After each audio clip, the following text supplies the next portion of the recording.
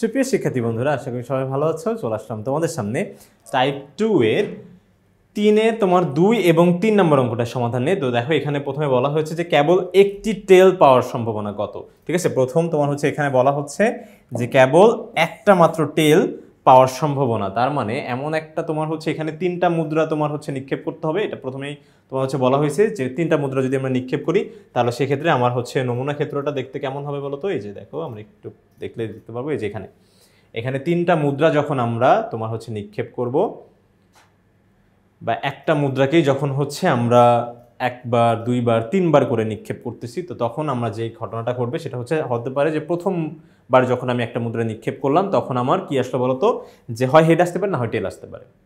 তারপর আবার এইখান থেকে আবার কি বলতো, শাখা প্রশাখা তৈরি হবে। সেটা কিভাবে, এই যে তোমার হচ্ছে হয় প্রথমটার হেড আসছে প্রথমবার নিক্ষেপে, দ্বিতীয়বার নিক্ষেপেও তোমার হচ্ছে হেড আসছে, বা প্রথমবার নিক্ষেপে হেড আসছে ঠিকই, বা দ্বিতীয়বার নিক্ষেপে আসছে টেল। বা এমন হতে পারে প্রথম দুইবার হেড আসছে, তৃতীয়বারও তোমার হচ্ছে কি হেডই আসছে। বা এমন হতে পারে প্রথম দুইবার হেড আসছে ঠিকই, এবার পরের বার টেল আসছে। তো এইরকম করে হিসাব করলে আমরা কিন্তু যেইভাবে দেখো প্রত্যেকটা থেকে এক একটা করে তোমার হচ্ছে শাখা তৈরি হবে। তো এরকম করে আমরা কিন্তু প্রবাবিলিটি ট্রিটা তৈরি করি। তো প্রবাবিলিটি ট্রি থেকে আমরা যে নমুনা ক্ষেত্রটা পাচ্ছি সেটা হচ্ছে কি প্রত্যেকটা ঘটনা আসলে। তো প্রথম ঘটনাটা কি ঘটতে পারে, যে তিনোটাই হেড আসছে, 3বারই হচ্ছে হেড আসছে। ওকে, এটা আমার একটা ঘটনা করতে পারে। তাহলে কি হবে বলতো, যে হেডকে আমরা এই যে লিখতে পারবো কি এইচ এইচ এইচ। ঠিক আছে, তারপর এমন হতে পারে যে তোমার হচ্ছে 2টা হেড আসছে আর একটা টেল। তাহলে এটা কি হয় বলতো, এই যে দেখো এখানকার এইচ এইচ টি। ঠিক আছে, এইচ এইচ টি। তো এরকম করে আমরা কিন্তু প্রত্যেকটা ঘটনাকে তোমার নমুনা বিন্দু আকারে নমুনা ক্ষেত্রতে তোমার হচ্ছে লিখতে পারি। এই যে দেখো প্রত্যেকটা বিন্দু, এটাই হচ্ছে কি বলতো এক একটা করে ঘটনা। নমুনা ক্ষেত্রের প্রত্যেকটা বিন্দুকে আমরা বলবো ঘটনা, মানে এক একটা করে ঘটনা। তাহলে সেক্ষেত্রে এখানে মোট ঘটনা ঘটতে পারে হচ্ছে 8টা। কিন্তু আমার যে ঘটনাটা আসলে যাচ্ছে, তো জানি আমরা হচ্ছে সম্ভাবনা বের করার সূত্রটা হচ্ছে কি বলতো, এই যে একটু যদি আমরা হচ্ছে লিখি যে সমগ্র, নিচে হর আকারে হবে হচ্ছে সমগ্র সম্ভাব্য ঘটনা, সম্ভাব্য ঘটনা। ঠিক আছে, আর উপরে হবে হচ্ছে কি বলতো অনুকূল ঘটনা। অনুকূল ঘটনা মানে যেটা তুমি চাচ্ছ। ওকে, অনুকূল ঘটনা। তাহলে সমগ্র সম্ভাব্য ঘটনা নিচে হবে হর আকারে, আর লব আকারে থাকবে হচ্ছে অনুকূল ঘটনাটা।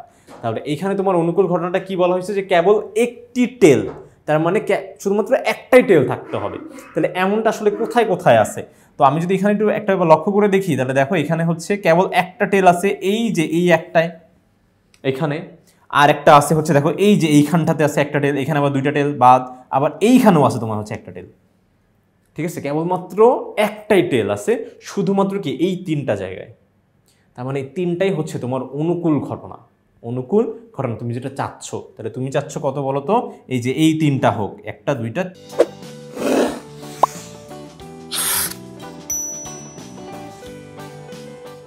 3টা হোক। ঠিক আছে, তাহলে অনুকূল ঘটনা হবে হচ্ছে 3।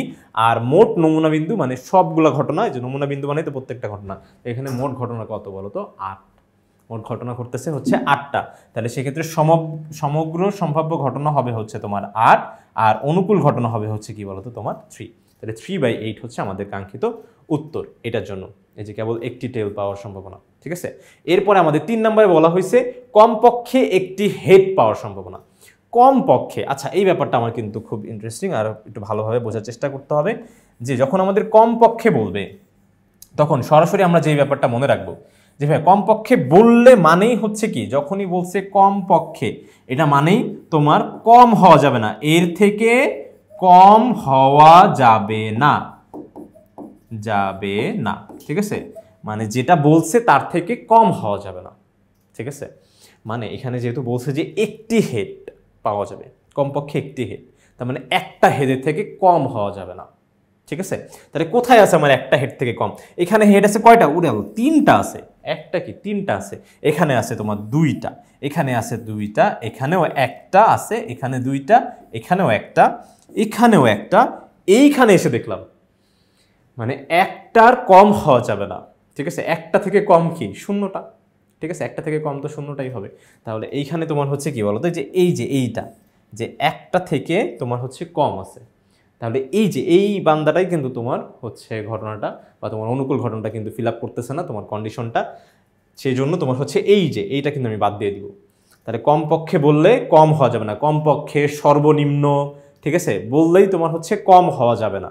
ঠিক একই রকম সর্বোচ্চ বড় জোর বললে বেশি হওয়া যাবে না, সেটাও আমরা দেখবো ইনশাল্লাহ।